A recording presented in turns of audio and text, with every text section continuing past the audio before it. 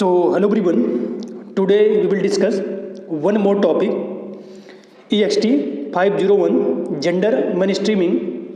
So student, आज का जो सेशन है इसमें हम लोग जो अभी BMS में नया कोर्स ऐड हुआ है MSc में एक्सटेंशन 510 जेंडर mainstreaming का एक टॉपिक है जो उसमें बेसिक कॉन्सेप्ट है या टर्मिनोलॉजी है, उसको मैं आज कवर करूँगा आज के सेशन में. तो काफ़ी इंपॉर्टेंट सेशन होने वाला है. जो भी स्टूडेंट MSc सेकंड ईयर या फर्स्ट ईयर के हैं या JRF या SRF या नेट की प्रिपरेशन कर रहे हैं उनके लिए सेशन हेल्पफुल होने वाला.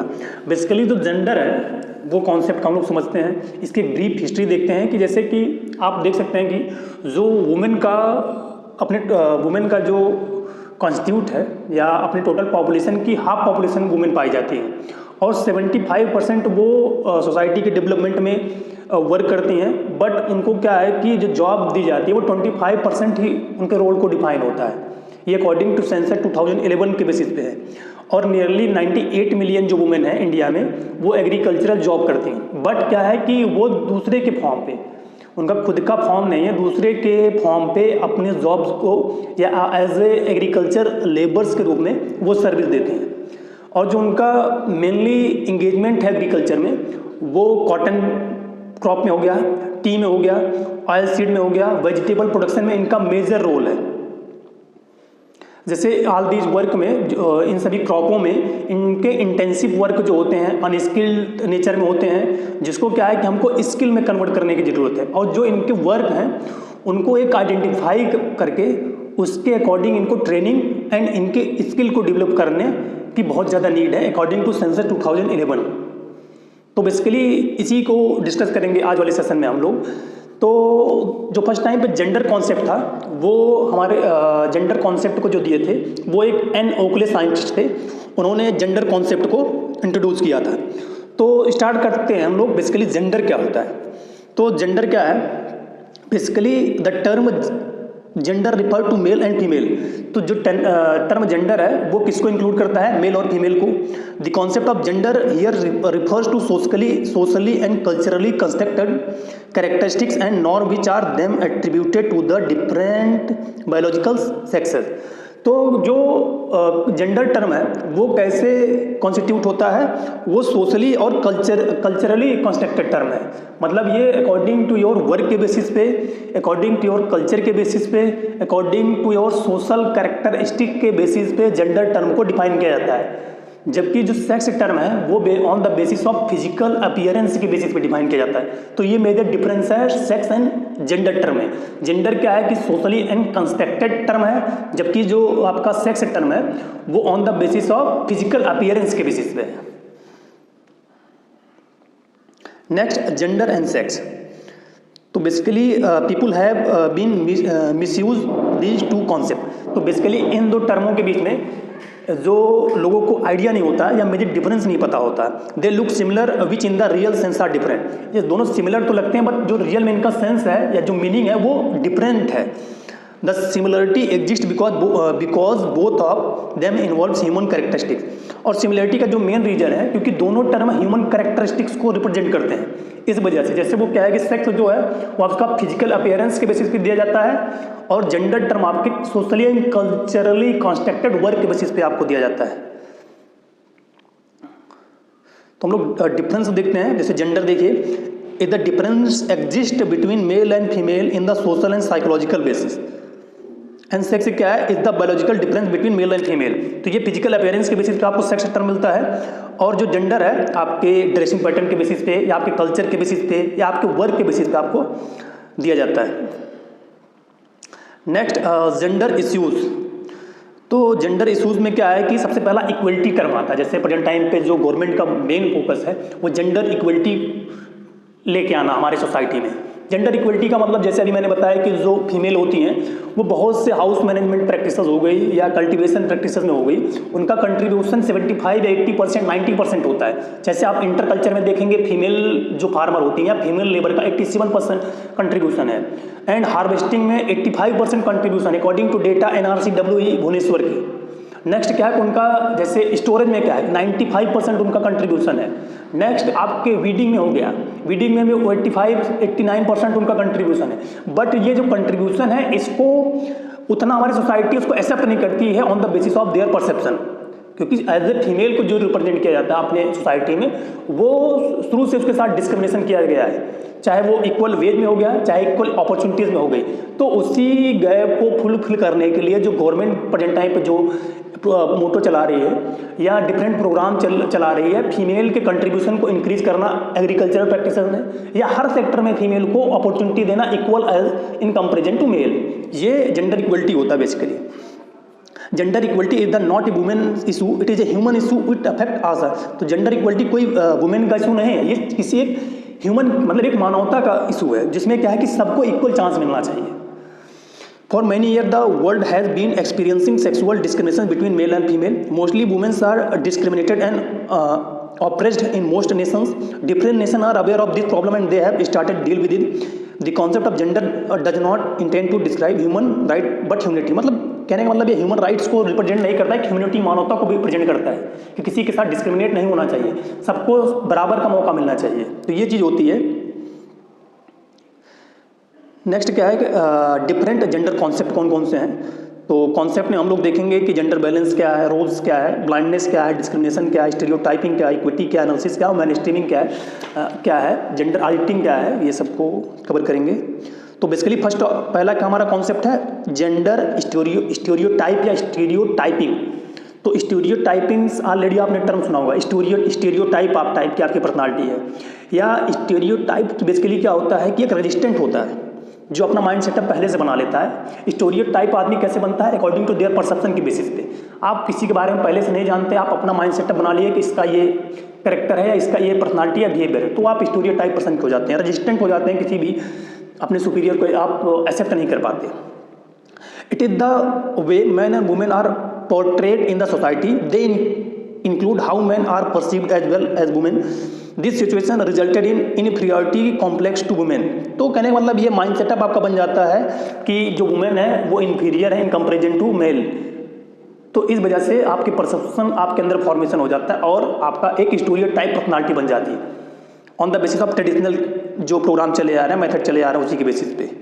कि अब स्टीरियोटाइप का मतलब कि जैसे बहुत से ऐसे सेक्टर थे जिसमें फीमेल को उतना नहीं था, जैसे आप डिफेंस सर्विसेज हो गई या आप एज ए पायलट सर्विसेज हो गई। तो इन सब में क्या है कि एक स्टीरियोटाइप था कि आप ये काम नहीं कर पाओगे। अब जैसे एग्रीकल्चर में ट्रैक्टर ऑपरेशन चलाने वाला जो हो जाता है, तो ये सब स्टीरियोटाइप होते हैं, बट उसको जो फीमेल है उन सब स्टीरियोटाइप को धीरे धीरे खत्म करके आगे निकल रही है। Next gender discrimination. तो बेसिकली जेंडर डिस्क्रिमिनेशन काफ़ी इंपॉर्टेंट टर्म है। It is an act of treating people unfairly based on their gender, isolating people on the basis of sex. तो क्या है कि on the basis of gender के basis पे हम लोग अनफेयर ट्रीट करें और आइसोलेट कर दें देयर सेक्स के बेसिस पे। Gender discrimination happen in many sector like in labour, market, decision making and education. तो डिस्क्रिमिनेशन क्या है कि इक्वल चांस नहीं देना, इक्वल अपॉर्चुनिटी नहीं देना, इक्वल वेज नहीं देना, इक्वल ट्रीटमेंट नहीं करना on the basis of their gender, ये डिस्क्रिमिनेशन है। इक्वल अपॉर्चुनिटी आपको नहीं मिल पा रही, ये हर सेक्टर में पाया जाता है, चाहे आप लेबर सेक्टर में जाएंगे या मार्केट में जाएंगे या एजुकेशन सेक्टर में जाएंगे या मल्टीनेशनल कंपनियों में जाएंगे, हर जगह डिस्क्रिमिनेशन पाया जाता है। नेक्स्ट टर्म है जेंडर ऑपरेशन। तो basically refer to the situation where by one sex dominate everything from the household level, society, community to the national level. In some community it involve violence against women.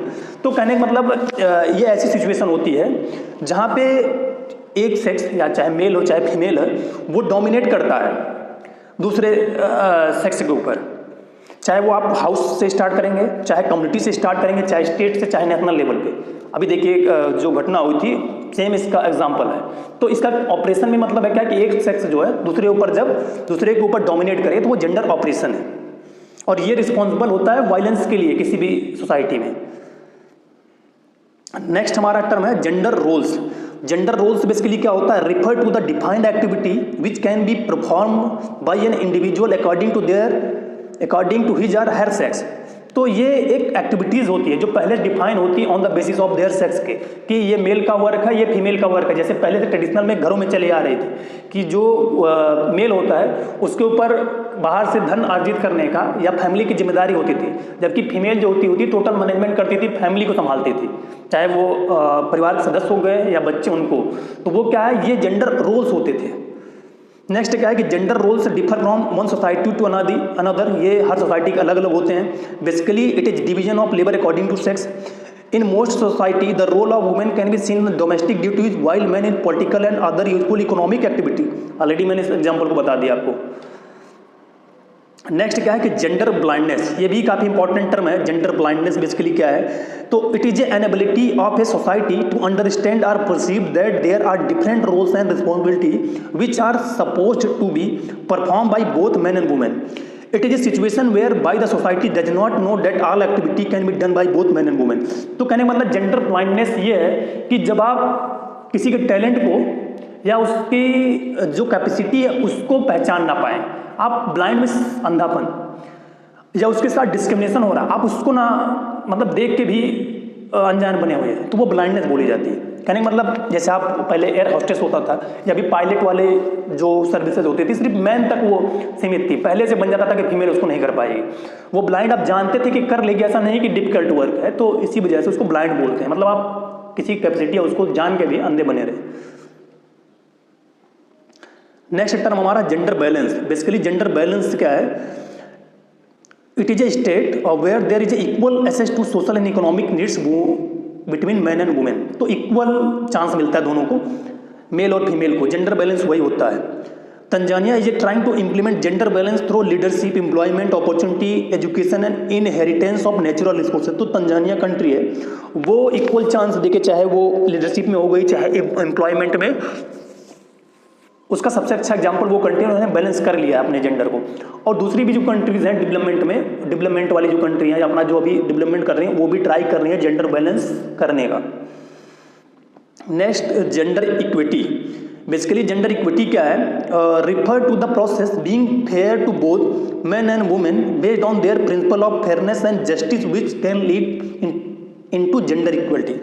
तो ये क्या process है जिसमें आप fair treatment करते हैं दोनों sex को, मैन और वुमेन दोनों को। किस बेसिस पे, उसके फेयरनेस के बेसिस पे आप उसके जस्टिस करते हो और दोनों जेंडर को सेम चांस देते हो लीड करने का। वो इक्विटी है, मतलब इक्वल ट्रीटमेंट कर रहे हो दोनों जेंडर के साथ। In Tanzania there are some principle which are based on gender equity. Restriction on the force marriage and FGM, female genital mutilation are some of principle based on gender equity. मतलब equal treatment मिलता है, वो होता है gender equity. और gender equity is responsible for gender equality. जब आप equal treatment देंगे तो वहीं से आप इक्वलिटी को लेके आएंगे।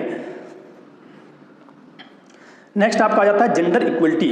तो it is a situation where by there is a positive relationship between women and man. In this situation man and women enjoy the equal rights and potentialities and contributing to the national development. तो ये situation होती है जहाँ पे एक बहुत अच्छा positive response मिलता है।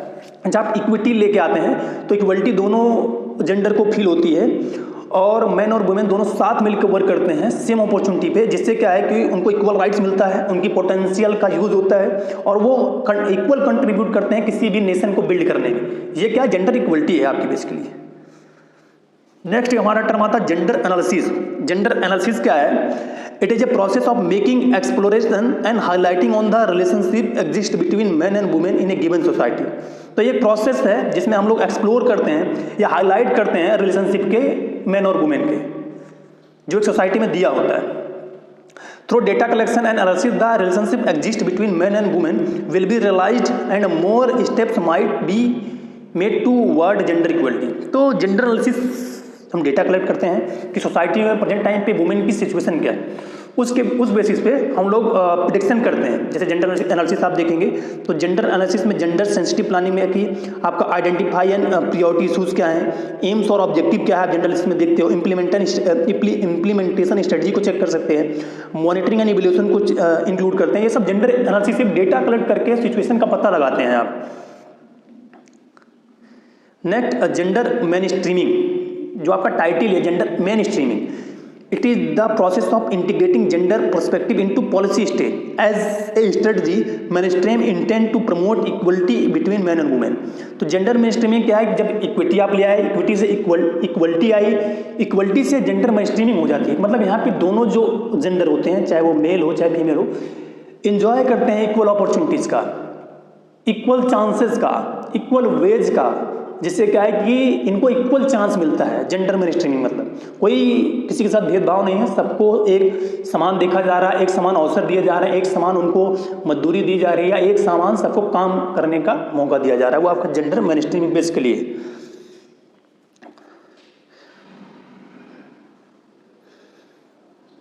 जेंडर डिस्क्रिमिनेशन ऑलरेडी मैंने इसको आपको बताया। नेक्स्ट जेंडर ऑपरेशन ऑलरेडी मैंने इसको बताया।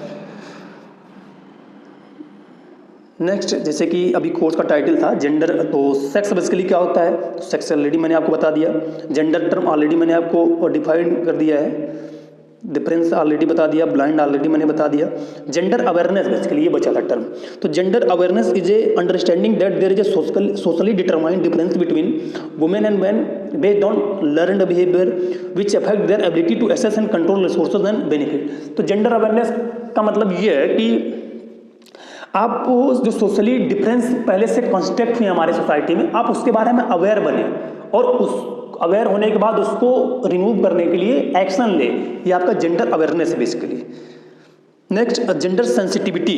Gender sensitivity encompasses the ability in acknowledging and highlighting existing gender difference based on inequalities and incorporate these into strategies and action। तो जेंडर सेंसिटिविटी क्या है कि जेंडर सेंसिटिविटी बेसिकली वो है कि जो इनइक्वलिटी जो अपॉर्चुनिटी दी गई थी फीमेल को, उसको आप अंडरस्टैंड करके और उसको इनकॉर्पोरेट करें स्ट्रेटजीज में, पॉलिसीज को, एक्शंस में, उसको हटा के इक्वल चांस दें। वो आपका जेंडर सेंसिटिविटी है।